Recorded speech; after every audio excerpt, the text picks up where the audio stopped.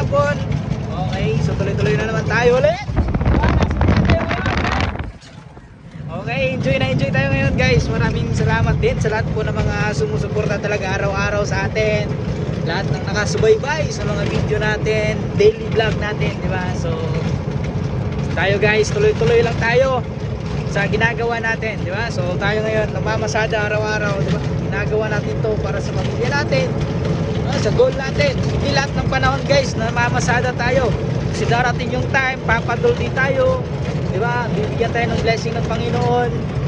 Malay natin, di ba? Magkaroon tayo ng magandang sasakyan, magkaroon tayo ng mga magandang negosyo, di ba? Dahil sa ginagawa natin ito araw-araw. So ako papatok-tok, di ba? Lalaki yung income natin. Itong pupus ng mga video natin, ito yung source of income natin, di ba?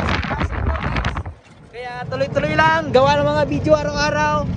Darating yung time, tayo naman yung bibigyan ng blessing. Okay? So don't forget to thank God every single day. So lagi tayo magpasalamat sa Panginoon kasi siya po ang dahilan kung bakit tayo, di ba, buhay araw-araw. Okay? God bless everyone. Peace.